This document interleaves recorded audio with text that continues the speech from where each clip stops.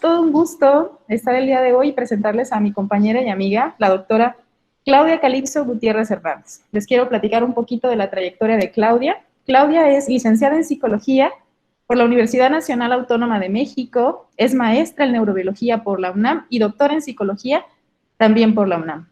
Ha contribuido de manera significativa en el estudio de pacientes con lesión cerebral y en el área de pediatría. Ella es la autora de la escala de evaluación de la atención selectiva, que yo también utilicé en mi doctorado. Entonces, hizo un gran trayecto, ha hecho mucha investigación. Es autora de 2 libros. Claudia tiene artículos de investigación publicados tanto en revistas nacionales como internacionales, y pues es una excelente persona, una amiga y compañera. He resumido brevemente su currículum, tiene otras actividades que ha realizado. Bueno, viene llegando de España antes de que empezara el confinamiento, de hacer su postdoctorado trabajando con pacientes con lesión cerebral. Entonces, Claudia, un gusto verte y presentarte en esta sesión. Muchísimas gracias, pues para mí siempre es un gusto. Muchas gracias, Eli Santillán, una gran compañera, una gran amiga, una gran colaboradora, una gran profesionista, una gran docente y una gran madre, porque también compartimos esa gracia de la vida y nos comprometimos a no solamente formar alumnos, no solamente crear publicaciones, sino también estamos en esta construcción de seres humanos responsables. Entonces, es un gusto para mí estar ahora aquí con ustedes. Estoy aquí más que nada para platicarles un poquito de lo que hacemos en la Unidad de Investigación en Neurodesarrollo. Entonces, para esto me he permitido preparar una pequeña presentación. Les voy a compartir mi pantalla y pues iniciaríamos con esto. Bueno, pues el día de hoy estoy muy emocionada por estar a ustedes presentándoles algo o mucho del trabajo que hacemos dentro del área de psicología en la Unidad de Investigación en Neurodesarrollo.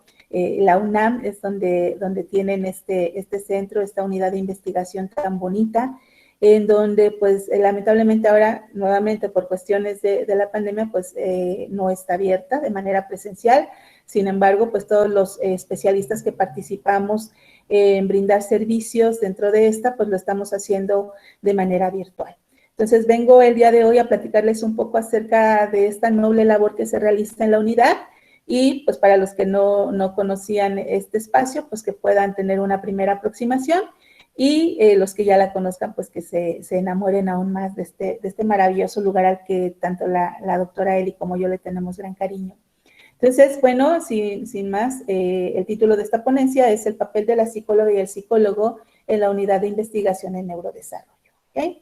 Antes que nada, les quiero presentar a esta gran mujer, enorme guía nuestra, que es una investigadora altamente reconocida a nivel internacional y que es la directora justamente de la unidad de investigación, que es la doctora Talia Harmony.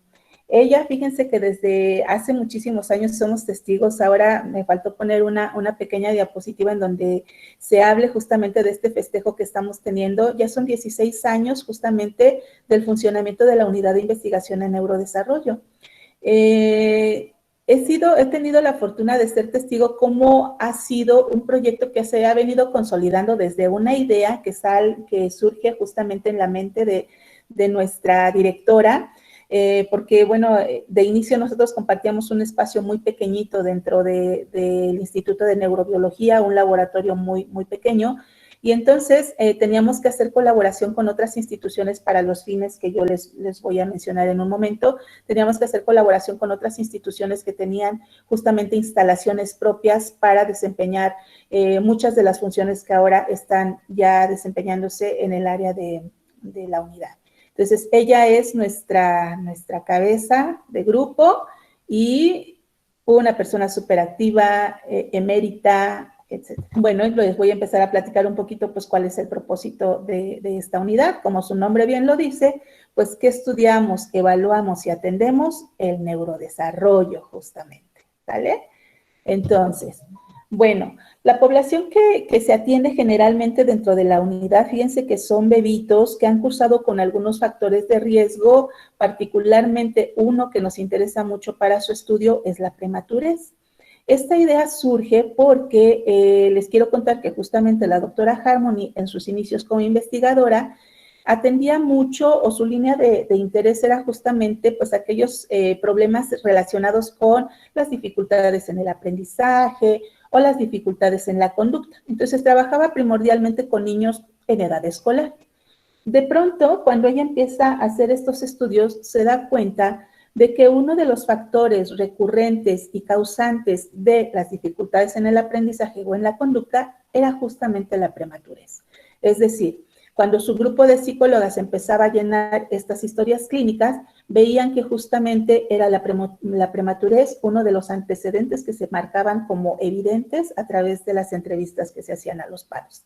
Entonces dijo, a ver, caray, pues si está resultando que la prematurez es una condicionante en cierta medida relacionada con las dificultades en el aprendizaje, entonces, ¿qué estoy haciendo? Estudiando los problemas de aprendizaje. Me voy a ir al origen de este tipo de dificultades en los niños. Y entonces cambió totalmente su línea de investigación y a partir de ahí se propuso intervenir tempranamente justamente en esta población, bebés prematuros.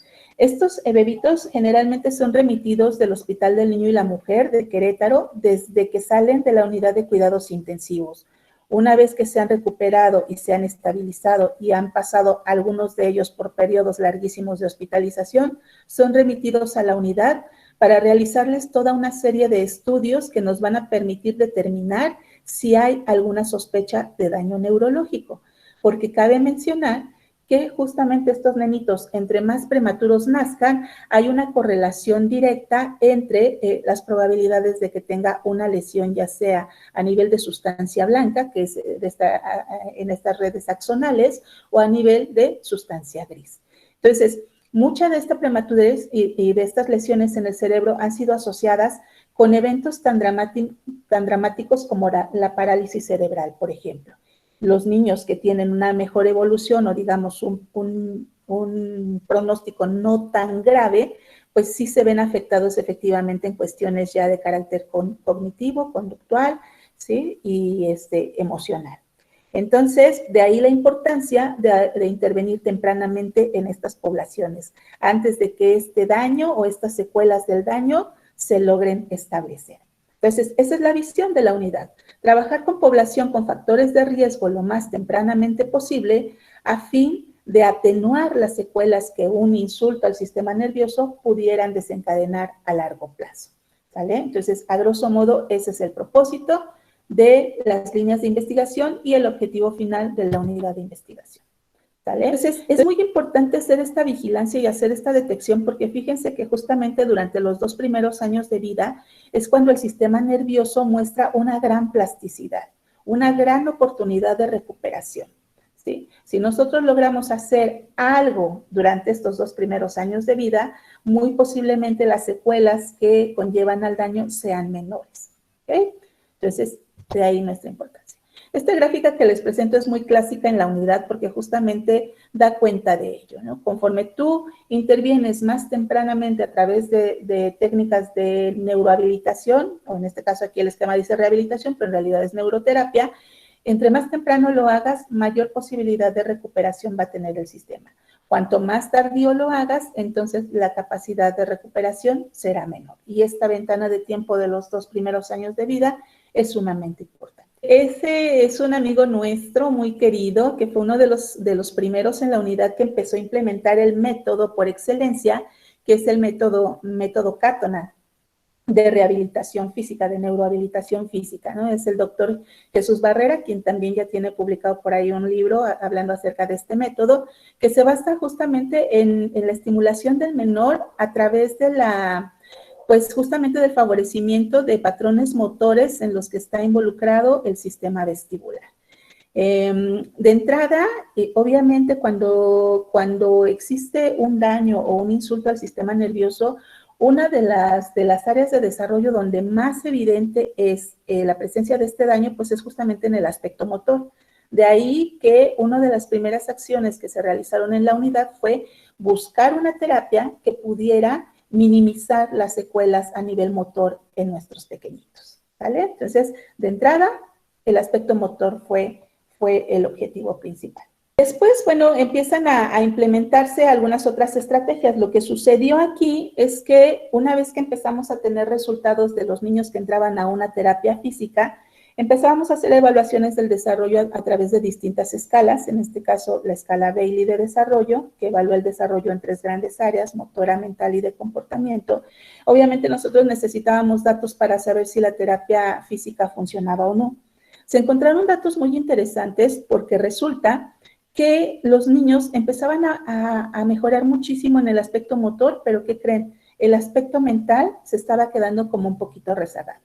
Cuando aplicaban nuestras escalas de desarrollo, resultaba que lo motor, en muchos de los niños con una lesión muy leve, evolucionaba favorablemente y el aspecto mental no. Seguían teniendo ahí por ahí algunas secuelas de carácter cognitivo, ¿vale? Este es uno de los, les estoy poniendo esta imagen porque fíjense que los niños que integran o que se llegan a nuestro protocolo realmente son muy afortunados porque se les practican estudios de todo tipo al momento de ingresar a la unidad. Y no conforme con esto, al momento, aunque de entrada el protocolo estaba diseñado para ser aplicado durante los 2 primeros años, ahora se trata de un estudio de carácter longitudinal en el que se le da seguimiento a esta población hasta los 8 años de edad, ¿ok? Entonces, pero lo que les quiero decir es que se les corren una serie de estudios sumamente completos. Hay estudios de resonancia magnética para ver si hay alguna lesión a nivel neuroanatómico, potenciales evocados visuales para verificar que justamente la vía visual esté íntegra. Muchos de estos niños prematuros llegan a tener también dificultades a nivel sensorial, visual, auditiva, etcétera, ¿sale? Y bueno, como les decía, estos resultados de la terapia neurohabilitatoria de entrada se veían más que nada en el aspecto motor. Justo una de las cosas que a mí me tocó hacer cuando estuve en el área de investigación fue diseñar estrategias de intervención que permitieran complementar esta intervención que se hacía sobre el área motora, complementarla con alguna estrategia que favoreciera los procesos de desarrollo a nivel cognitivo.